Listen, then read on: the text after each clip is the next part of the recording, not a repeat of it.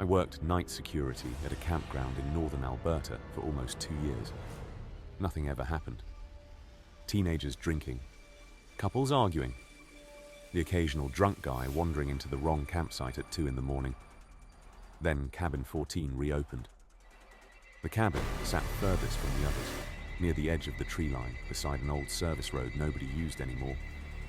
It had been closed for years because of flooding and structural damage, but management cleaned it up and started renting it again during peak season. The first guests lasted one night. A family of 4 stormed into the office the next morning looking exhausted. The father demanded a refund immediately. He said someone kept knocking on the cabin walls all night. Not the door, the walls. Slow, dragging knocks, like knuckles tracing the outside of the cabin, directly behind the beds. We assumed it was an animal. Then another group stayed there the following weekend. 3 college guys. One of them asked me if we had workers repairing power lines at night. I told him no. He said they heard a radio outside around 3 in the morning. Static mixed with a man talking, like an old walkie-talkie with terrible reception. Then he said something I still remember perfectly. The voice kept saying, "Don't look at the trees." A few nights later, I was reviewing security footage after another complaint. Every cabin had a small outdoor camera facing the parking area. At exactly 2:13 a.m., the camera feed for Cabin 14 froze.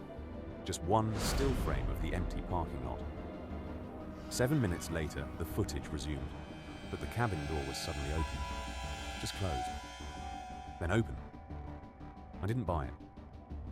So the next night, I drove out there myself. The woods were completely silent. No wind, no insects, nothing. Then the static started. Faint. Crackling somewhere behind the cabin. I followed the sound with my flashlight and found an old emergency maintenance radio lying in the mud beside the foundation. But it was on. The speaker crackled.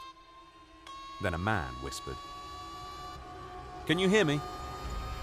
I picked it up and asked who it was. Only static answered.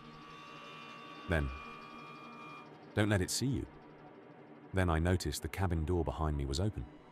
The doorway looked pitch black, unnaturally dark, like the beam from my flashlight barely reached inside. Then I heard movement. Slow footsteps circling inside the cabin. Too heavy. Wet. Like bare feet dragging across soaked wood. Then the radio crackled.